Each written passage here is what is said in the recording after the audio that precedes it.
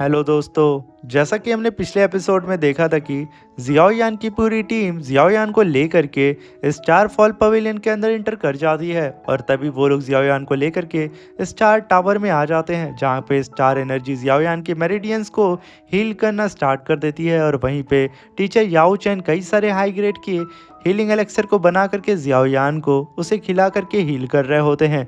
मेरे प्यारे दोस्तों, इस एपिसोड को स्टार्ट करने से पहले मैं अपने व्यूवर्स और जिन प्यारे भाइयों ने मेरी पिछली वीडियो पे कमेंट किया है, मैं उन सबको तहे दिल से धन्यवाद कहना चाहता हूं। मेरे नए व्यूवर्स, आप भी इसी तरीके से कमेंट कर सकते हैं। मैं आपकी कमेंट का स्क्रीनशॉट लेके अपनी नेक्स्ट वीडियो में उसे ज़रूर शो करूंगा।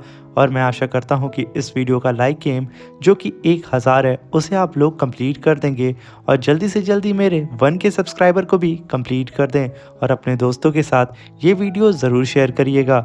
इस एपिसोड की स्टार्टिंग में हमें दिखाया जाता है कि फैंग लाओ टीचर याओ चैन से कहते हैं कि मास्टर, क्या जियाओयान की कंडीशन अब पहले से बेहतर हो चुकी है, क्योंकि लगभग अब 1 साल से भी ज़्यादा हो चुका है।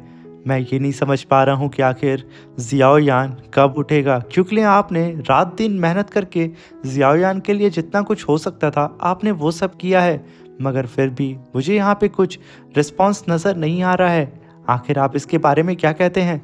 यहाँ पे टीचर याओचन कुछ बोलते हैं उससे पहले फैंग लाओ की डिसाइबल वहाँ पे अपीयर होती है और कहती है कि सेक्ट लीडर, मुझे कुछ आपको यहाँ पे बताना है। तभी फैंग लाओ कहते हैं क्या बताना है?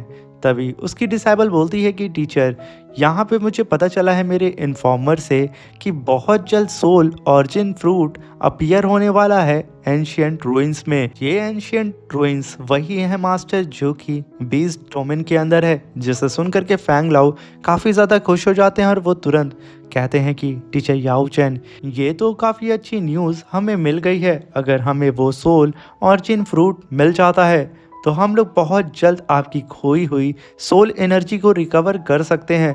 मैं बस उस वक्त का इंतज़ार कर रहा हूँ कि कब जियाओयान उठ जाए और मैं इन सारी सिचुएशन को लेकर के उससे डिस्कस कर सकूं। ये कह कर के वो टीचर याओ चैन की ओर देख रहे होते हैं कि शायद वो अब तो कुछ बोलेंगे, मगर तभी टीचर याओ चैन दबी हुई आवाज़ में फैंग लाओ से कहते हैं कि फैंग लाओ, अभी भी मुझे कोई भी ऐसे सिम्टम नज़र नहीं आ रहे हैं जियाओयान के अंदर कि मैं तुम्हें बता सकूं कि कब वो उठ सकता है।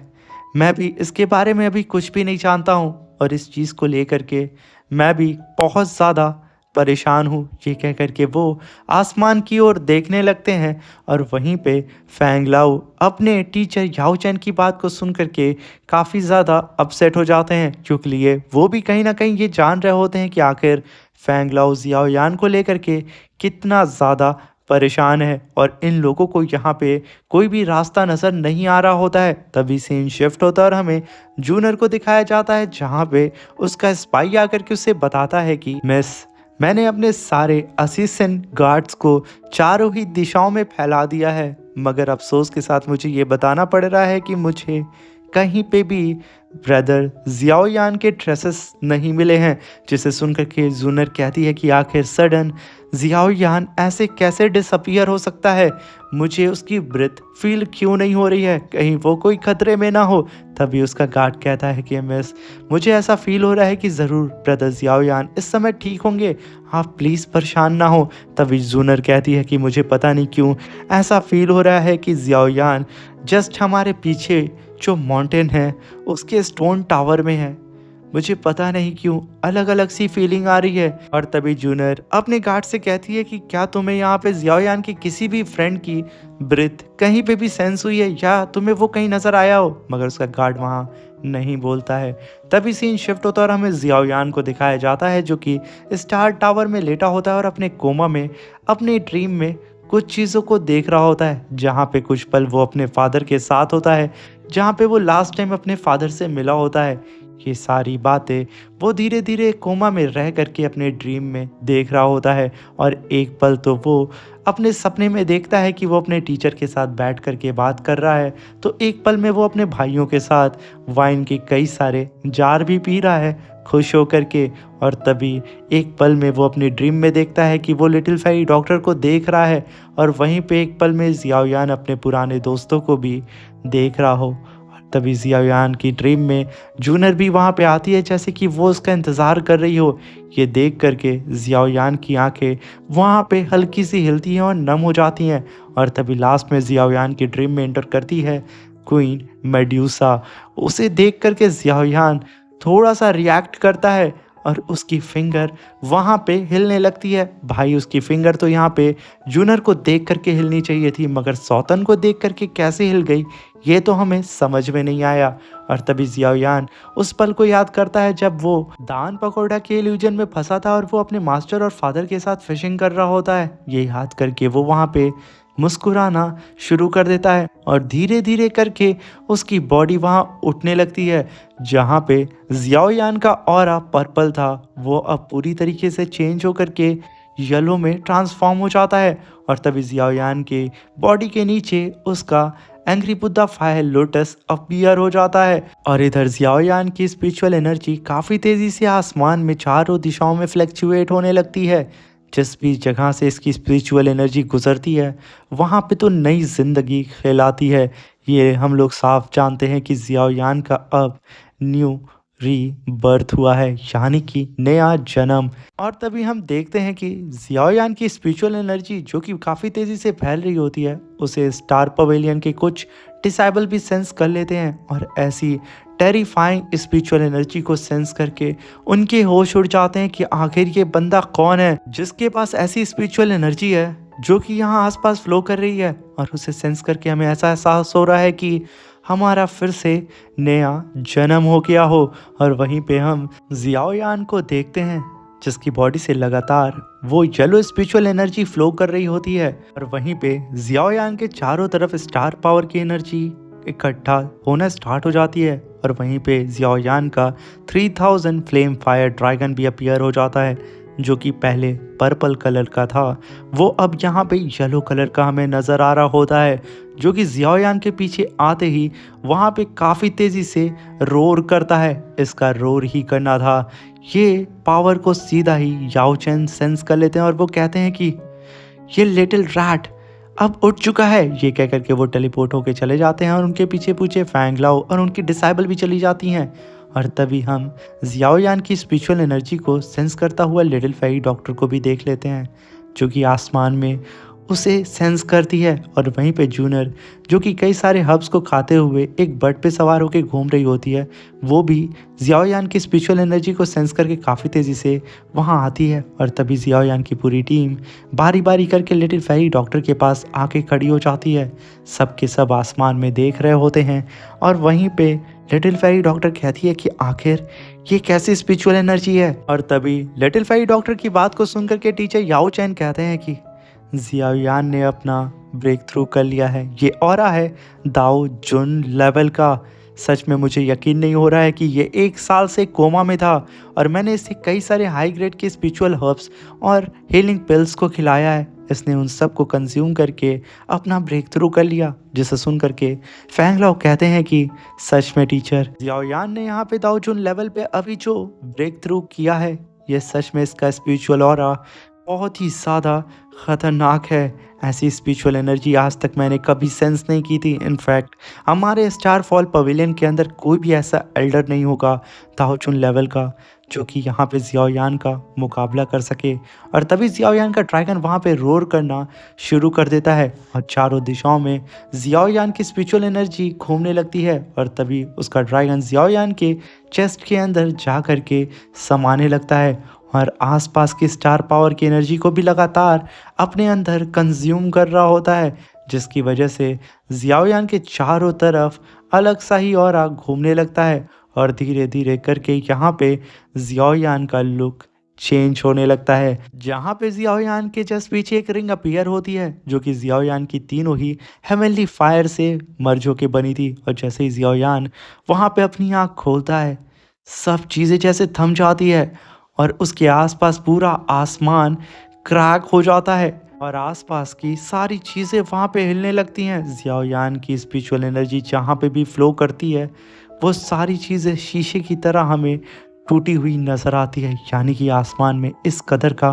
क्रैक होता है। ऐसी वायलेंट एनर्जी को देख करके स्टार फॉल पवेलियन के सारे डिसाइबल काफ़ी ज़्यादा शॉक्ड हो जाते हैं कि क्या कोई भी कल्टीवेटर जो कि दाओजुन लेवल पे होकर के ऐसी वायलेंट एनर्जी को भी रिलीज़ कर सकता है। उन्हें तो यहाँ पे यकीन नहीं हो रहा होता है और तभी जियाओयान वहाँ पे शांत होता है और कहता है कि मैंने यहाँ पे अपने टीचर और अपने दोस्तों को बहुत ज़्यादा सफ़र कराया है। सच में मैंने इस बार उन लोगों को बहुत ज़्यादा परेशान कर दिया है। बीते हुए 1 साल में मुझे ऐसा नहीं करना चाहिए था और मैं उन कमीने सोल पैलेस वालों को नहीं छोड़ूंगा। मगर तभी याओ चैन उसके सामने खड़े होते हैं और कहते हैं कि जियाओयान, अगर मैं यहाँ पे कंपेयर करूँ जो तुमने मेरे लिए किया है और जो अभी मैंने तुम्हारे लिए किया है, मेरी चीज़ें बहुत कम होंगी।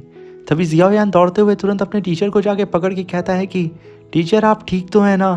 कितने सालों के बाद मैं आपको अपने सामने देख रहा हूँ, आप कैसे हैं? आपको कहीं चोट तो नहीं लगी? और तभी याओ चैन कहते हैं कि गधे, यहाँ पे तुम्हें अपनी फिक्र करनी चाहिए, मैं बिल्कुल ठीक हूँ। मगर तभी फैंग लाओ आगे बढ़ते हैं और कहते हैं कि जियाओयान, तुम्हें पता है 1 साल से तुम्हारे टीचर तुम्हारी सेवा में लगे हुए हैं, बल्कि इस साल में कोई भी ऐसा दिन नहीं था कि तुम्हारे टीचर एक आराम की नींद भी ले सकें। तो तुम अंदाज़ा लगा सकते हो कि इन्होंने 1 साल में तुम्हारे लिए क्या किया है। तभी याओ चैन हंसने लगते हैं और कहते हैं कि मैंने कुछ भी नहीं किया है। और तभी जियाओयान उन्हें देखने लगता है और काफ़ी इमोशनल हो जाता है और कहता है कि टीचर, मैं बस चाहता हूँ कि आप ठीक रहें। और क्या फाइट के दौरान आपको कोई चोट तो नहीं लगी थी ना? आप बिल्कुल ठीक है ना? तभी याओ चैन कहते हैं कि गधे, मैं बिल्कुल ठीक हूँ। तभी जियाओयान तुरंत पीछे हटता है और उन्हें ग्रीट करके कहता है कि टीचर, मैं सच में आपको इतने सालों के बाद अपने सामने देख करके बहुत ज़्यादा खुश हूँ और जो आपने 1 साल में मेरे लिए किया है मुझे ठीक करने के लिए, उसका मैं आपको तहे दिल से धन्यवाद कहता हूँ। मगर तभी याओ चैन कहते हैं कि ये सारा काम मैंने अकेले नहीं किया है, बल्कि तुम्हारे दोस्तों ने और फैंग लाओ ने भी मेरी काफ़ी मदद की है। और तभी जियाओयान के सारे दोस्त वहाँ पे आ जाते हैं।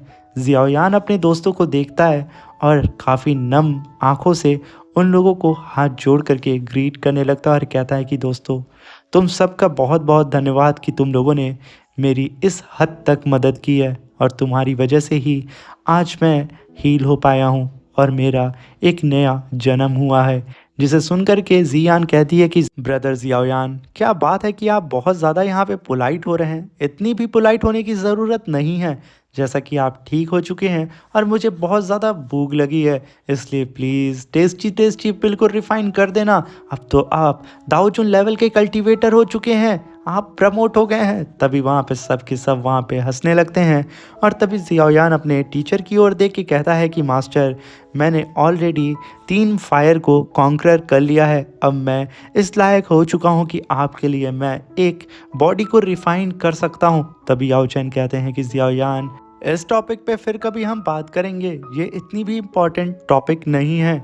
तभी फैंग लाओ आके आते हैं और कहते हैं कि जियाओयान, अगर तुम यहाँ पे मास्टर के लिए कोई भी फिजिकल बॉडी को रिफाइन कर भी देते हो तो मैं तुम्हें बता दूं कि उनकी सोल पे काफ़ी बड़ा इम्पैक्ट पड़ सकता है। हो सकता है कि उनकी सोल हार्म हो जाए। जिसे सुन के जियाओयान कहता है कि आखिर ये कैसे हो सकता है। तभी फैंग लाओ कहते हैं कि जियाओयान, जैसा कि तुम जानते हो कि सोल पैलेस वालों ने हमारे मास्टर याओ चैन को कई हज़ार सालों से कैद करके रखा था, जिसकी वजह से इनकी सोल एनर्जी काफ़ी ज़्यादा कम हो चुकी है। और तुम जानते ये भी होगे कि जो सोल एनर्जी होती है वो हमारे सोल की एक लाइफ ब्लड होती है, वही हमारे सोल को अब तक ज़िंदा रखती है। मगर अभी फ़िलहाल हमारे टीचर याओ चैन की सोल एनर्जी बहुत ही ज़्यादा डैमेज है। फैंग लाओ की बात को सुन करके जियाओयान एकदम शॉक्ड हो जाता है और कहता है कि आखिर हम अपने मास्टर की सोल एनर्जी को रिकवर करने के लिए क्या कर सकते हैं। तभी फैंग लाओ कहते हैं कि इसके लिए हमें सोल ऑरिजिन फ्रूट की ज़रूरत होगी, जिससे हम लोग अपने टीचर की सोल एनर्जी को रिकवर कर सकते हैं। वो हमें एंशिएंट रूइंस में मिलेगा जो कि बीस्ट डोमेन में है। जिसे सुनकर के जियाओयान काफ़ी भड़क जाता है और कहता है कि मैं किसी भी कीमत पे उस सोल ऑरिजिन फ्रूट को हासिल करके रहूँगा और अपने मास्टर के लिए एक फिजिकल बॉडी को रिफाइन करके रहूँगा। इसके लिए मुझे कोई भी रोक नहीं सकता है। आप जल्द से जल्द निकलने की तैयारी करें। और तभी सीन शिफ्ट होता है और हमें सोल पैलेस की एयर स्पेस शिप को दिखाया जाता है, जहां पे सोल पैलेस का एक कल्टीवेटर अपने सीनियर से आके बताता है कि सीनियर, हमें पता चला है कि स्टार फॉल पवेलियन के भी कई सारे लोग उस एंशियंट रूइंस में आने वाले हैं उस सोल ऑरिजिन फ्रूट को लेने के लिए। तभी उसका मास्टर कहता है कि इस स्पेस शिप की स्पीड को आके बढ़ा दो, हमें कैसे भी करके अपने पैलेस मास्टर के उस ट्रेजर को हासिल करना होगा, क्योंकि वो उन्हें चाहिए और किसी भी कीमत पे हम लोग इस बार फेल नहीं हो सकते हैं। ये कह करके वो अपने मन में अपने लेफ्ट हैंड को देखता है, कहता है कि जियाओयान, जिस दिन मैं तुमसे दोबारा मिलूंगा ना, मैं उस दिन अपने इस हाथ का बदला तुमसे लेकर के रहूंगा। और तभी सोल पैलेस का मास्टर उस कल्टीवेटर को वहां से जाने के लिए कहता है और इस स्पेसशिप को और तेजी से आगे बढ़ाने के लिए बोलता है। और ये सोल पैलेस का मास्टर और कोई नहीं, स्टार कैचिंग ओल्ड गोस्ट होता है, जिसका हाथ जियाओयान ने अपने एंग्री बुद्धा फायर लोटस से तोड़ दिया था। तभी वो स्टार कैचिंग ओल्ड गोस्ट अपने मास्क को अपीयर करता है और गुस्से में तुरंत उसको पहनते हुए अभी भी जियाओयान को उल्टा सीधा बक ही रहा होता है। और तभी हम उसके डरावने फेस को देखते हैं, जैसा कि अब वो पहले से भी कई गुना ज़्यादा पावरफुल हो चुका होगा। मेरे प्यारे दोस्तों, इसी के साथ हमारा ये शानदार सा एपिसोड ख़त्म होता है। अब मिलते हैं इसके नेक्स्ट एपिसोड में। वीडियो अच्छी लगी हो तो चैनल को प्लीज़ लाइक शेयर सब्सक्राइब करके हमें सपोर्ट ज़रूर करिएगा। और आप किस सिटी से मेरी इस एनिमे सीरीज़ को देख रहे हैं, कमेंट बॉक्स में हमें ज़रूर बताइएगा। तब तक के लिए अपना ख्याल रखें, सावधान रहें और मेरी वीडियो को लाइक शेयर करते रहें।